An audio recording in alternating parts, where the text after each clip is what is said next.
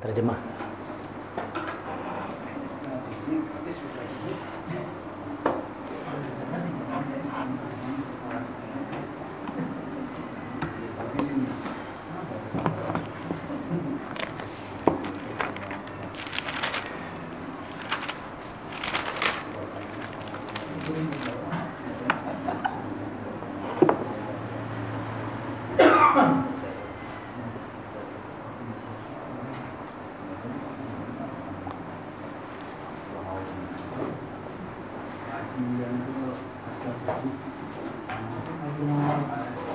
Assalamualaikum warahmatullahi wabarakatuh.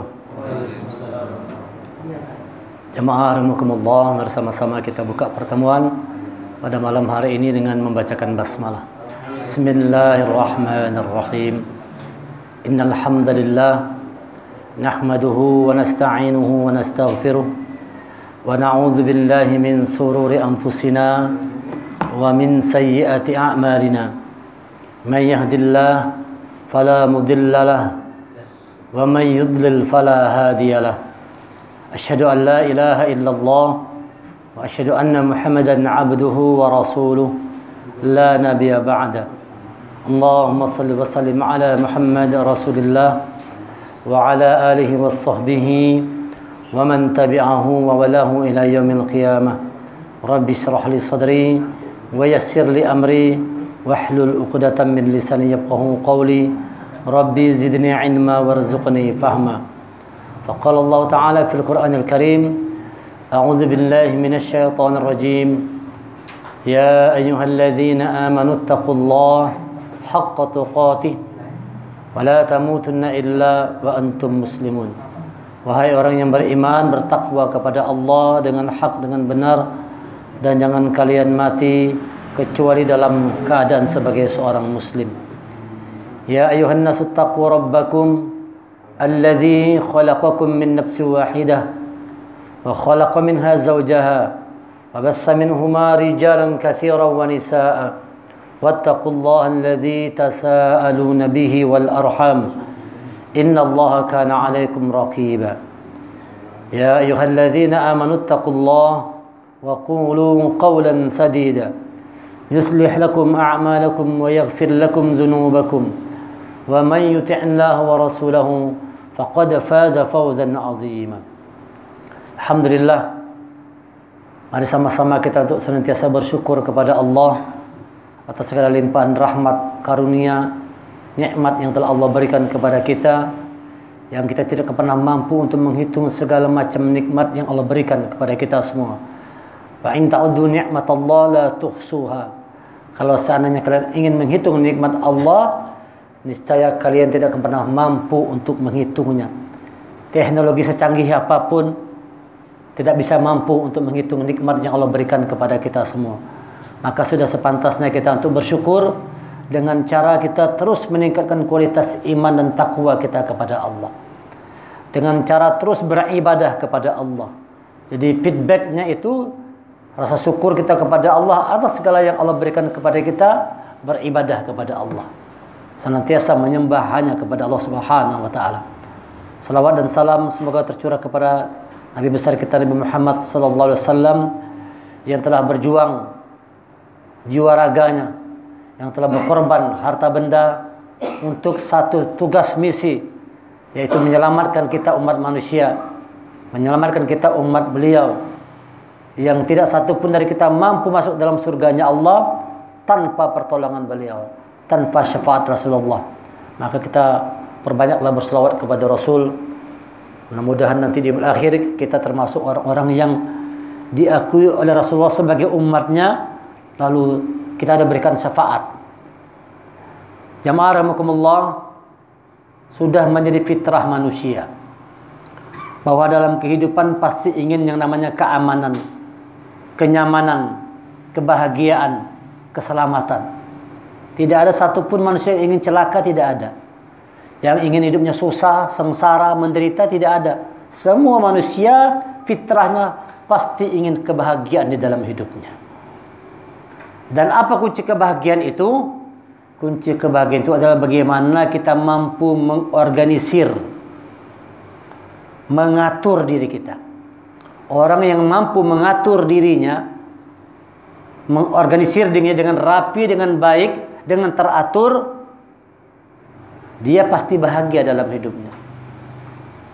Tetapi orang-orang yang tidak mampu mengatur dirinya, dia akan menjadi orang yang kacau balau dalam kehidupannya. Maka kita perlu belajar bagaimana caranya supaya mampu kita mengatur, mengendalikan diri kita ini. Setiap hari berbagai macam informasi, bahkan jutaan, bahkan bisa jadi miliaran informasi yang masuk ke dalam pikiran kita ini. Itu kalau tidak diatur, ditata, dibersihkan, dibuat pemilahan-pemilahan, dipilih mana informasi yang baik buat kita, niscaya itu akan membuat juga kekacauan dalam batin jiwa manusia. Apalagi di era digital seperti sekarang ini, itu informasi sangat cepat tanpa bisa kita bendung. Dalam handphone kita itu semua informasi apa aja ada. Berita apa aja yang kita inginkan tinggal cari, ada semua. Ada baiknya, ada positifnya, kita mudah mendapatkan berbagai macam informasi. Tapi buruknya juga banyak. Apa itu? Bisa membuat kerancuan berpikir manusia akibat informasi yang datang, kita tidak punya kemampuan untuk menyaringnya. Makanya kita harus punya kemampuan untuk menyaring setiap informasi yang datang. Nah, bagaimana kita menyaring informasi ini? Ini Allah jelaskan dalam surah Asy-Syarh. Ada yang menyebutnya Al-Insyirah, ada yang menyebutnya surah Alam Nashrah, ada yang menyebutnya surah Asy-Syarh. Asy-Syarh syaraha yang artinya kelapangan atau keluasan. Mari sama-sama kita perhatikan surah Al-Insyirah atau surah Asy-Syarh, surah yang ke-94, termasuk golongan surah Makkiyah, terdiri dari 8 ayat. Turun setelah surah Ad-Duha. A'udzubillahi minasyaitonirrajim. Alam nashrah laka sadrak. Bukankah kami telah melapangkan sadrak, sudurmu. Syaraha, dilapangkan, diluaskan. Jadi sudur kita itu, dada kita itu diluaskan, terasa lapang. Bagaimana caranya tadi? Dengan diri kita tadi. Sudur itu dada. Dada itu akan lapang kalau pikiran kita lapang. Kalau pikiran kita ini lapang, kalau pikiran kita luas, maka dada kita itu akan ikut luas. Sebaliknya kalau pikiran kita ini sempit, maka dada itu akan juga ikut sempit. Maka otak kita ini dia ibarat kebun. Otak manusia ini ibarat seperti kebun. Kebun itu dia perlu dibersihkan terus-menerus, senantiasa dibersihkan, supaya jangan menjadi semak belukar. Karena kalau kebun tidak dibersihkan, dia akan tumbuh ilalang, rumput-rumput, pada akhirnya semak belukar, bahkan bisa jadi hutan. Dan kalau sudah jadi semak belukar, biasanya datang berbagai macam binatang. Datang ular ke situ, datang kalajengking, makhluk berbisa datang. Kalau tidak dibersihkan. Nah, coba kita bayangkan bagaimana kalau kita masuk ke dalam satu kebun yang tidak tertata, tidak terawat. Nah, itu kita bisa kada nyaman masuknya. Tidak enak kita masuk ke sana itu. Dan ada kemungkinan kita kena binatang berbisa. Bisa kena kalajengking, bisa patuk ular. Karena kebun tidak tertata dengan rapi. Akan menjadi sesuatu yang berbahaya sekali. Nah, demikian juga dengan manusia.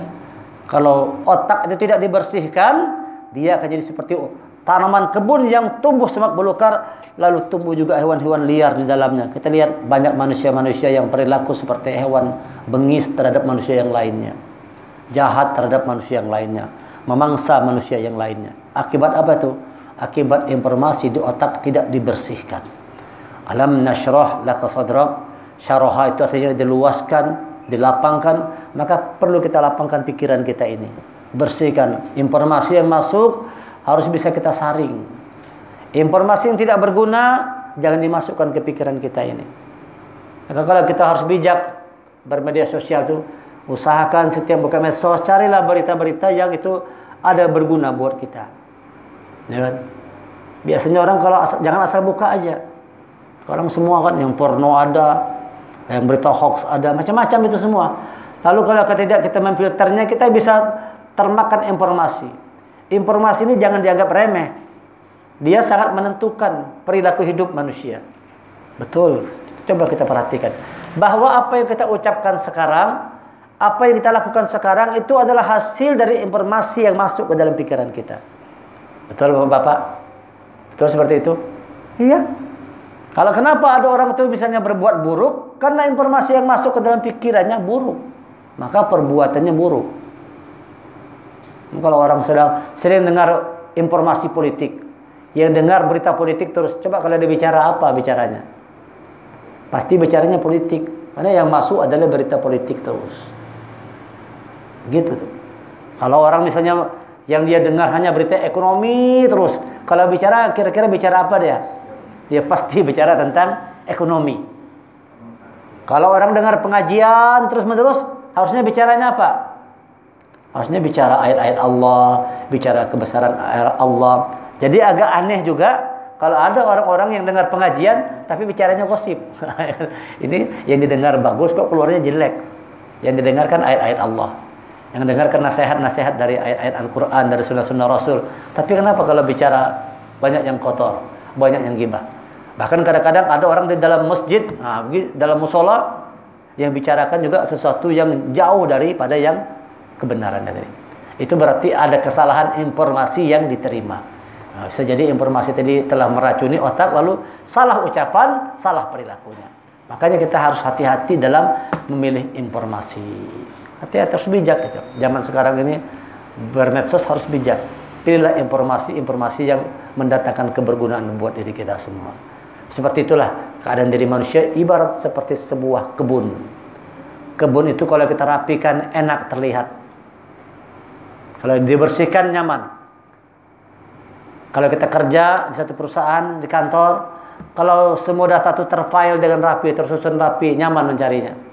Tetapi kalau berantakan di atas meja, terlihat tidak enak, dan itu berpengaruh kepada pikiran kita tuh. Begitu masuk kantor, berhamburan semua misalnya.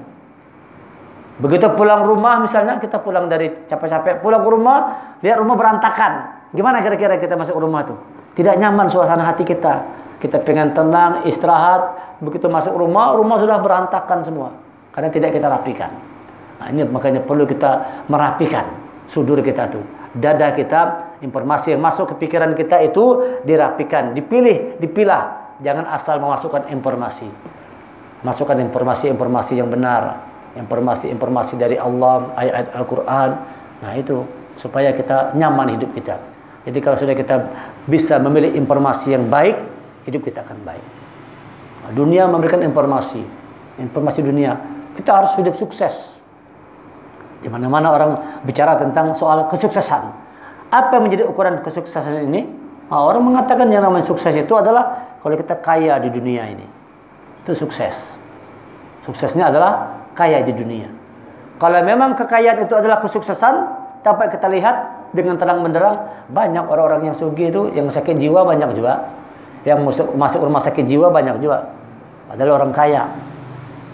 Berarti tidak mampu menjamin. Ada lagi yang mengatakan sukses kalau kita dapat kekuasaan. Maka sekarang orang beramai-ramai ini mengejar kekuasaan, berlomba-lomba. Sebentar lagi kan zamannya pilkada. Orang berlomba-lomba untuk naik ke atas semua. Kenapa? Dianggap inilah kesuksesan. Diraih. Di dunia kita harus meraih kesuksesan itu apa? Kita harus jadi orang yang kaya, harus punya kekuasaan, harus punya relasi bisnis yang luas. Nah, ini dianggap sebagai tolak ukur kesuksesan. Maka kalau itu yang masuk informasinya, ya maka perilaku kita akan demikian. Maka akan orang hidupnya akan mengejar dunia terus, akan mengejar kekuasaan, dan dia akan menghalalkan segala macam cara, karena itulah yang dianggapnya sebagai kesuksesan di dalam hidupnya, kebahagiaan dalam hidupnya. Kalau kaya baru bahagia, kalau punya kekuasaan baru bahagia. Kalau tidak punya itu, dia menganggap dirinya tidak bahagia. Kenapa bisa demikian berpikirnya? Karena tidak mampu mengatur dirinya. Sesungguhnya itu, kebahagiaan itu bukan terhadap apa yang datang kepada kita, tapi kunci bahagia bagaimana kemampuan kita itu mengatur diri kita sendiri. Kalau kita bisa mengatur diri ini, kita nyaman. Ada di mana aja nyaman kita. Dikasih Allah kita kaya, insya Allah kita tetap nyaman dengan kaya itu. Dikasih Allah kita sederhana, tetap kita nyaman dengan kesederhanaan tadi. Banyak orang seperti itu. Walaupun dia tidak punya, secara zahir tidak punya apa-apa, tapi dia tetap nyaman dalam hidupnya. Kenapa? Dia punya kemampuan mengatur diri. Nyaman jadinya. Dibawa kemana aja. Orang yang bisa mengatur diri ini, dia mau kemana aja nyaman dia. Nah, tetapi orang yang tidak punya kemampuan mengatur diri, ini bahaya. Orang yang tidak bisa mengatur diri, akan datang makhluk-makhluk lain yang mengatur dirinya. Pilihannya dua aja. Kita mau mengatur diri kita sendiri, atau kita diatur-atur oleh makhluk yang lain. Setan yang ngatur kita, iblis yang mengendalikan kita semua. Allah menerangkan demikian. Maka manusia harus bisa mengatur dirinya dengan benar, menata dirinya dengan baik. Alam nashrah laka sadrak, dan mulailah dengan merapikan pikiran kita nih. Menata diri tadi mulai dari menata pikiran, kan otak kita ini merupakan sentral. Dalam ilmu kesehatan dia merupakan central system. Ya. Dalam ilmu biologi, tangan bergerak, kaki melangkah, mulut bicara, semua adalah atas instruksi otak kita ini. Dia yang memerintahkan, tangan bergerak, bergerak tangan kita. Kaki melangkah, melangkah. Otak adalah sebagai pemimpin di dalam diri kita ini. Dia sebagai central sistemnya. Pemimpinnya adalah otak kita. Dan informasi itu datang masuknya lewat otak kita, masuk informasi. Maka ini tugas kita adalah bagaimana menyaring setiap informasi yang datang. Hati-hati, apalagi zaman sekarang ini hoax di mana-mana. Yang benar dikatakan hoax, yang hoax dianggap benar. Semua itu permainan informasi. Semua permainan informasi. Orang-orang kafir menghancurkan Afghanistan, Yahudi, dengan informasi. Dikatakannya di sana teroris, hancurkannya. Orang kafir menghancurkan Irak waktu zaman Saddam Hussein. Apa dikatakannya? Di Irak ada pemusnah massal, ada senjata pemusnah massal, ada senjata biologi yang berbahaya. Serang Irak, dihancurkan Irak dengan permainan informasi. Sampai sekarang tidak ditemukan. Ternyata tidak ada senjata massal itu, tidak ada yang namanya bahan kimia yang berbahaya itu, bom kimia tidak ada. Tidak ada. Karena itu semua permainan informasi sebagai legitimasi untuk menghancurkan Islam. Untuk menghancurkan perilakunya. Dan yang menguasai informasi ini adalah musuh-musuh Islam. Walan tarda ankal yahudu walan nasara hatta tattabi'a millatahum. Sampai kapanpun kata Allah, orang Yahudi Nasrani tidak pernah akan puas dengan Islam sampai kita ikut milah mereka. Informasi ini yang menguasai mereka. Siapa yang membuat handphone itu? Semuanya orang Yahudi yang membuatnya.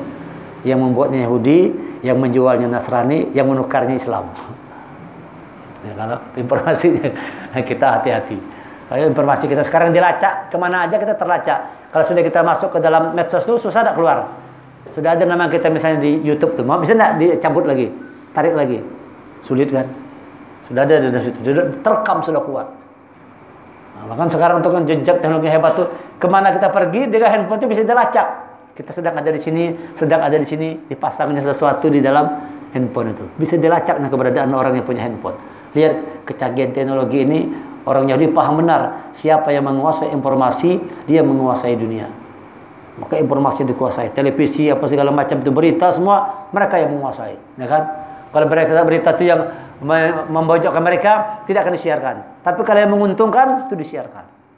Maka pemerintah pun begitu. Supaya bisa kita menguasai Indonesia ini, informasi harus kita kuasai. Orang demo di mana-mana jangan disiarkan supaya terkesan Indonesia ini aman-aman. Demo padahal di mana-mana, tapi tidak disiarkan. Kenapa? Supaya kesannya aman. Tidak boleh disiarkan demo-demo. Begitu permainan informasi semua. Supaya informasinya. Zaman Covid ini informasi juga ada. Informasi juga. Sekian hari mati sekian, 1000 sekian. Wah, informasi semua itu. Semua permainan informasi. Kalau kita tidak punya kemampuan memfilter informasi, itu bisa meracuni pikiran kita. Lalu dari kita akan sempit. Kalau sudah informasi meracuni pikiran kita, dampaknya dada menjadi sempit.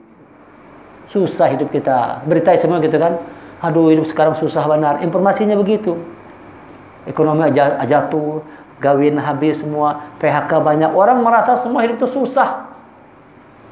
Bagi orang yang tidak punya iman begitu. Tapi bagi orang yang punya iman, mau rupiah itu anjlok, mau minyak itu seliter 20.000, tidak jadi masalah. Kalau ada duit beli, muka dada kan bisa beli. Udah aja. Ya kan? Ini pas bola. Ada uang beli minyak motor tuh mahal benar seliter 20.000 misalnya. Ada beli muka dada jalan batis. Mudah. Bagi orang beriman tidak ada masalah. Tapi bagi orang tidak punya iman, maka itu akan menjadi masalah buat dirinya karena tidak punya kemampuan mengatur, mengendalikan dirinya sendiri. Allah suruh kita untuk mengatur diri kita. Kendalikan diri. Informasi yang datang diatur, dipilih nih. Jangan asal menerima informasi aja. Pilihlah informasi-informasi yang benar, yang baik, sesuai dengan kebutuhan kita. Alam nashrah laka sadrak.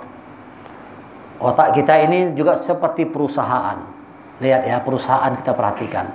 Banyak perusahaan-perusahaan itu yang bermodal besar, tapi tidak kuat, jatuh pada akhirnya. Kenapa?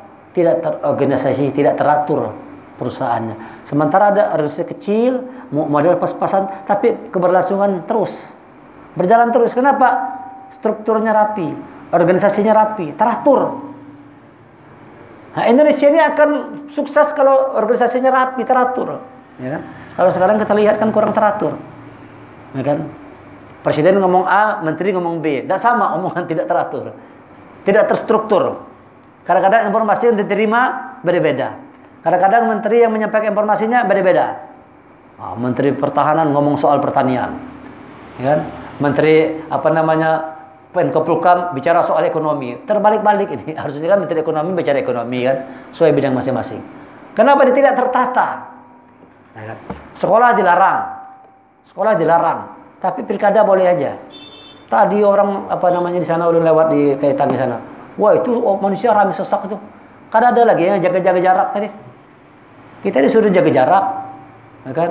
Boleh masjid tapi jaga jarak. Tadi waktu orang daftar pilkada. Penuh sesak manusia begini. Ulun perhatikan, nggak ada terjaga lagi jarak itu.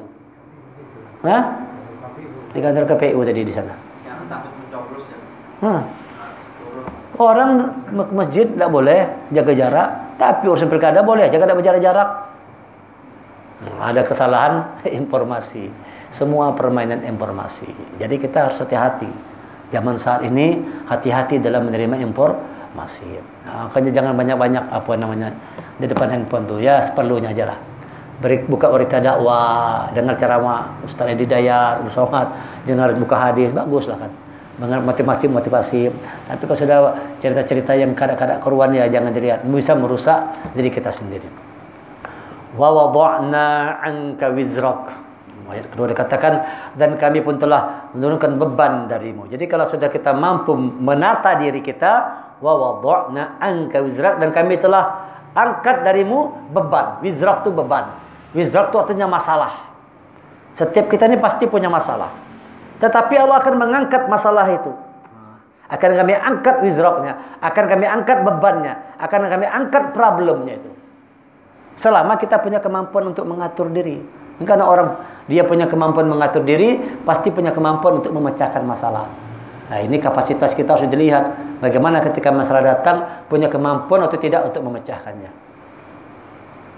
Bagi orang-orang yang besar, dia akan memandang kecil masalah yang besar. Itu orang besar. Orang besar itu memandang kecil masalah yang besar. Tapi bagi orang kecil, dia pandang besar masalah yang kecil. Orang kecil itu masalahnya kecil, dia pandangnya besar. Ada orang gara-gara Rp1.000 aja bisa bunuh orang. Kecil gak ada masalahnya tuh. Cuma gara-gara uang Rp1.000 bisa bunuh orang. Karena cuma gara-gara rebut lahan parkir bunuh orang. Masalahnya kecil dah. Cuma soal tempat parkir aja bisa saling bunuh itu. Bayangkan itu. Kenapa ini? Karena orang kecil selalu memandang besar masalah yang kecil. Karena tidak punya kemampuan memecahkan masalah. Rasulullah lihat. Masalahnya besar kada. Tapi semua bisa diatasi oleh Rasulullah. Rasulullah berpikir, selalu melihat masalah itu bisa diselesaikan dengan pertolongan Allah. Wa wada'na anka wizrak. Ya, bagi orang beriman, masalah itu adalah peluang. Ingat, bagi orang beriman masalah adalah peluang. Tapi bagi orang-orang yang tidak beriman, masalah itu adalah masalah. Masalah adalah masalah. Contoh misalnya, coba kita perhatikan. Banyak pemimpin-pemimpin dunia itu yang lahir dari orang-orang yang punya ekonomi yang di bawah. Contoh misalnya Soeharto anak petani. Kan orang menganggap kan kemiskinan adalah masalah. Tapi banyak orang-orang justru besar lahir dari orang-orang yang miskin tadi. Kenapa? Dia punya kekuatan bertahan di sana. Punya kekuatan. Tapi orang-orang yang biasa hidup nyaman, bisa hidup nyaman terus, semua keinginannya dapat semua, justru suatu saat nanti dia jadi orang yang jatuh. Karena sudah terbiasa, terlena dengan kenikmatan hidup dunia. Begitu ada masalah, tidak punya kapasitas untuk memecahkannya. Tetapi orang sudah biasa menghadapi masalah, terlatih sudah. Biasa menghadapi masalah. Maka sebenarnya ketika masalah itu datang kepada kita, itu cara supaya kita ini mampu, punya kemampuan untuk mengatasi masalah yang lebih besar lagi. Datang lagi masalah, supaya kapasitas diri kita itu bertambah. Iman kita naik, ketakwaan kita meningkat. Nah itu lewat masalah ayat Allah berikan kepada kita. Alladzi anqadha dhahrak, yang memberatkan punggungmu. Jadi masalah tadi, wizrok tadi, beban tadi, problem tadi itu dapat memberatkan punggung kita. Kata-katanya zohro, dari kata-kata zoharo, artinya punggung. Zoharo juga artinya zohir. Rupanya masalah itu datang karena banyaknya urusan-urusan zohir kita ini. Masalah datang karena terlalu banyak ngurus yang zohir, batin tidak pernah diurus. Banyak manusia begitu. Mulai bangun tidur sampai tidur lagi, urusannya urusan apa tuh? Urusan zahir semua. Urusan zahir semua yang dibicarakan. Urusan batin jarang. Ya kan, berapa jam urusan batinnya adalah urusan batin. Dari maghrib ke isya, sebentar. Mulai bangun tidur dari pagi sampai zuhur, urusan zahir di kantor. Nanti dari zuhur sampai asar, urusan zahir lagi. Beban itu kata Allah lahir dari banyaknya urusan-urusan zahir. Tanpa kita bisa mengatur, mengendalikan tadi itu. Harusnya bisa diatur kan, diorganisir. Ada waktu kita untuk urusan zahir, tapi harus buat juga waktu untuk urusan batinnya. Memberikan porsi yang sama. Memberikan porsi yang sama untuk urusan zahir dan batin. Nah, karena manusia sibuk mengurusan zahir, maka disitulah batinnya tadi bermasalah. Akhirnya banyak orang-orang yang kerja itu stres. Banyak orang-orang yang saling bunuh, saling curiga, saling sikut, saling menjatuhkan, saling memfitnah dan sebagainya. Kekacauan batin manusia karena manusia sibuk mengejar urusan zahirnya. Bukannya kada boleh. Bolehlah kita mengejar yang zahir nih, tapi jangan mengabaikan batinnya. Karena banyak orang mengejar zahir lupa dengan keadaan batinnya. Wa zahir wal batin. Allah itu zahir batin. Kita juga manusia begitu. Urusan zahir kan perlu dilakukan, tapi perhatikan juga batin. Zahir perlu dikasih makan, tapi batin juga perlu dikasih makan. Kalau zahir dikasih makan kan lapar ya, bisa jatuh sakit. Demikian juga keadaan batin manusia. Kalau keadaan batin itu tidak dikasih makan, dia akan juga sakit. Akan sakit. Makanan zahir, ayam, ikan, daging, nasi itu, tapi makanan batin itu adalah Al-Quran. Ayat-ayat Allah ini adalah makanan buat batin kita. Jadi kalau kita sering membaca Quran, tadabbur Quran, mengkaji Quran, memahami, mengamalkan, maka keadaan batin kita akan tentram, nyaman kita. Bersama Quran itu akan mendatangkan kenyamanan, keamanan, kebahagiaan. Coba kita kalau lagi habis ngaji, rasa nyaman gak ada tuh. Bulan puasa ya contohnya kan. Bulan puasa insya Allah urusan batin kita lebih banyak. Lihat bagaimana keadaan kita di bulan puasa. Nyaman gak ada? Keadaan dunia pun terlihat keadaan dunia. Waktu Ramadan datang lebih aman gak ada? Lebih tentram, lebih damai. Kenapa? Pada saat itu orang sudah mulai berpikir tentang keadaan batinnya. Habis Ramadan mulai lagi. Mulai kacau lagi kan. Nah ini kata Allah seimbang. Harus seimbang zahir dan batin. Nah bagaimana caranya kata Allah supaya kita bisa lapang hati, supaya bisa mengatasi masalah yang kita hadapi. Jadikan masalah sebagai peluang untuk kita berbuat kebaikan. Allah katakan solusinya wa rafa'na laka dzikrak.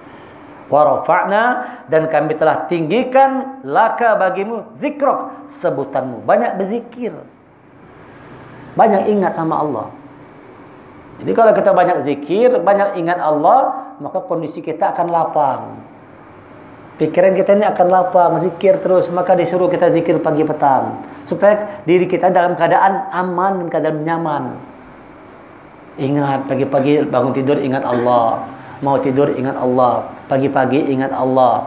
Sore hari ingat Allah. Bangun tidur ingat Allah. Lihat itu, dalam kesempatan kita selalu wa rafa'na laka dzikrak. Angkatlah, tinggikan zikirnya itu. Ditinggikan zikirnya. Nah, supaya kita beban-beban yang datang itu akan ringan. Kenapa? Ada pertolongan Allah. Kalau selalu ingat Allah, Allah juga akan ingat kita. Fazkuruni azkurukum washkuruli wala takfurun. Ingatlah kepadaku, aku pun akan ingat kepada kamu. Kalau akan ingat kepada kalian. Kalau kita ingat sama Allah, Allah ingat sama kita juga. Tapi kalau kita melupakan Allah, bisa jadi Allah pun lupa dengan kita. maka hidup kita itu akan penuh dengan masalah yang tidak pernah bisa kita selesaikan kalau kita jauh dari pertolongan Allah. Wa rafa'na laka dzikra. Fa inna ma'al usri yusra, inna ma'al usri yusra. Maka ingat, setiap kesulitan ada kemudahan. Diulang 2 kali. Setiap kesulitan ada kemudahan. Sulit dulu baru terasa mudah. Memang begitu hidup dulu. Kita waktu pertama ngaji Quran terasa sulit kada? Waktu kita pertama belajar membaca sulit kan? Tapi setelah kita belajar seminggu, sebulan, setahun, sekarang terasa nyaman kada tuh Bang Aceh? Nah, agak lancar sekarang ngaji. Ya Pak Pastor. Terasa mudah. Dulu berat bukan main menyebut ayat Allah tuh. Tapi begitu kita belajar, karena memang apa? Kemudahan itu lahir dari kesulitan. Tidak ada namanya mudah kalau kada disulit. Baru dikatakan dia itu mudah karena ada kesulitan. Maka sulit duluan. Fa inna ma'al usri yusra. Usri dulu baru yusra. Sulit dulu baru mudah. Setiap kesulitan ada kemudahan. Setiap kesulitan ada kemudahan. Artinya kita jangan pernah takut dengan namanya masalah itu. Karena sampai mati pun kita terus ada masalah. Tidak pernah selesai kan? Mulai kita lahir sampai kita masuk kubur ada masalahnya. Ada masalah. Dalam kubur pun ada masalah lagi. Ditanya kita. Diuji oleh malaikat. Bisa nak jawab. Nah, kalau tidak menjawab bermasalah kita.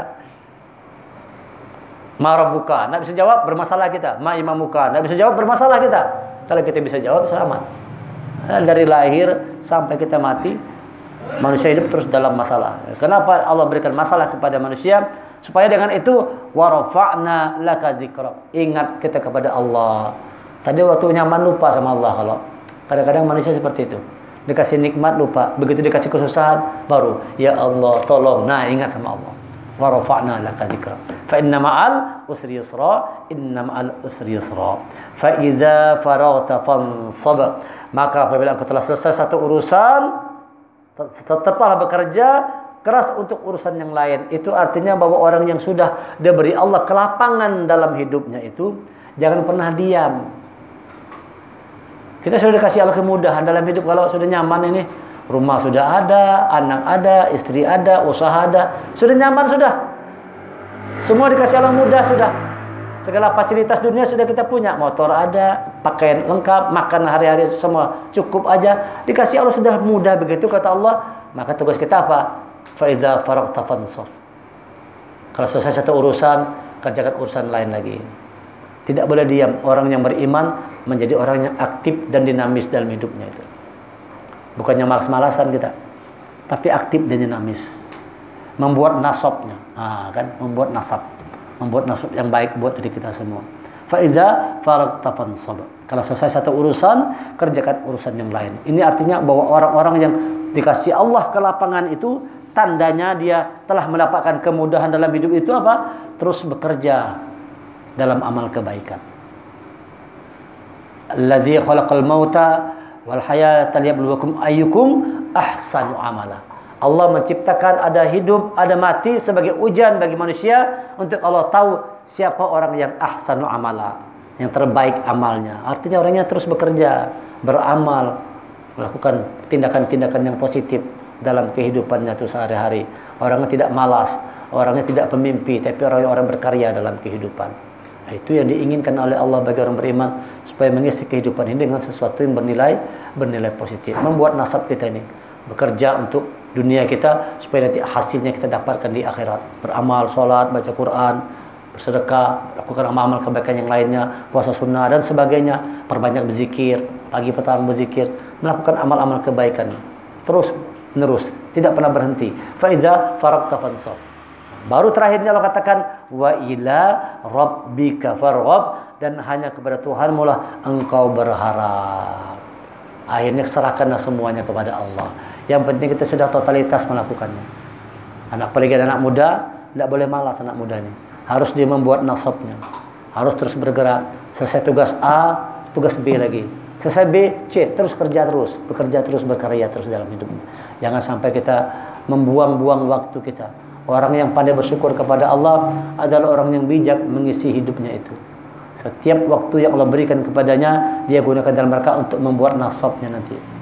Wa ila fa idza faraghta fansab. Dia bekerja terus, tidak pernah diam.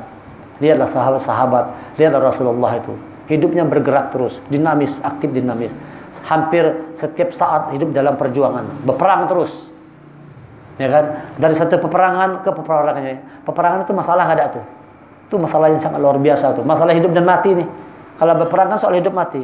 Apakah kita yang membunuh atau kita yang terbunuh? Nah, ini berat masalahnya. Rasulullah hampir sepanjang hidupnya itu menjalani dari satu peperangan ke peperangan yang lain. Yang dihadapi masalah terus. Ibarat kenapa Rasul itu menampung semua masalah umat nih. Orang masalah apa aja pasti datangnya kepada Rasul. Ada orang berumah tangga, tengkar laki bini, datang ke Rasul. Yang istri melapor, yang suami melapor. Lihat, semua masalah datang. Bagaimana keadaan keamanan negeri, datang melapor. Rasulullah seolah-olah gudang tempat menerima segala masalah yang datang. Tetapi Rasulullah kan punya kapasitas yang besar, dia mampu menyelesaikan masalah-masalah. Baik masalah umat, ataupun masalah dirinya sendiri. Nah, sebelum kita menyelesaikan masalah orang lain, masalah kita dulu yang kita bereskan. Masalah kita sendiri. Jadi tidak mungkin kita bisa menyelesaikan masalah orang lain kalau kita tidak punya kemampuan menyelesaikan masalah diri kita sendiri. Gimana cara menyelesaikan masalah tadi? Wa ila rabbika farghab. Berharaplah kepada Allah yang mampu menyelesaikan masalah kita, rupanya Allah. Jangan pernah kita merasa bahwa kita bisa menyelesaikan masalah kita sendiri. Tidak pernah. Sehebat apapun manusia, sebesar apapun usaha yang dilakukan untuk menyelesaikan masalahnya sendiri, tidak mampu dilakukan tanpa pertolongan Allah. Oleh karena itu Allah katakan wa ila rabbika farghab, dan hanya kepada Tuhanmu lah kalian berharap. Nah, mudah-mudahan surah Al-Insyirah ini bagus untuk kita baca. Ada orang beranggapan ini untuk lapang hati. Maka ada orang yang program di sini lagi menghafal Quran, sebelum menghafal Quran baca surah ini dulu. Ada orang yang mau belajar taklim ilmu, sebelum belajar ilmu baca surah Alam Nasrani, supaya dada itu lapang, lalu mudah masuk ilmu pengetahuan. Insya Allah hidup kita akan lapang, akan mudah amalkan surah ini. Bagaimana mengamalkannya? Lapangkan hati kita, informasi disaring. Yang kedua, hilangkan beban-beban. Dari mana datang beban tadi? Tadi terlalu banyaknya urusan zahir tadi itu yang memberatkan punggung kita. Zahir batin harus seimbang. Kemudian apa lagi? Wa rafa'na laka dzikrak. Angkat zikirnya. Perbanyaklah ingatan kita kepada Allah. Fa inna ma'al usri yusra, inna ma'al usri. Yakin bahwa setiap kesulitan itu pasti ada solusi yang Allah berikan kepada kita semua. Fa iza faraqta fansab, jangan pernah berhenti, bergerak terus, berkarya terus, buat yang terbaik sepanjang hidup itu. Baru terakhirnya wa ila rabbika farghab. Harapan kita hanya kepada Allah. Berharap hanya kepada Allah, harapan kita hanya Allah aja. Ekonomi, usaha, bisnis itu hanya media, tapi harapan kita hanya kepada Allah semata. Mudah-mudahan kita tetap bersama rahmat Allah. Mudah-mudahan Allah memberikan kemudahan dalam hidup kepada kita semua, memberikan kemenangan kepada kita semua, memberikan kebahagiaan kepada kita semua, memberi sukses zahir dan batin, dunia dan akhirat kepada kita semua. Subhanakallahumma wa bihamdika asyhadu an la ilaha illa anta astaghfiruka wa atubu ilaik. Kita tutup pertemuan dengan membacakan alhamdulillah. Alhamdulillahirabbil alamin. Wa la minkum. Assalamualaikum warahmatullahi wabarakatuh.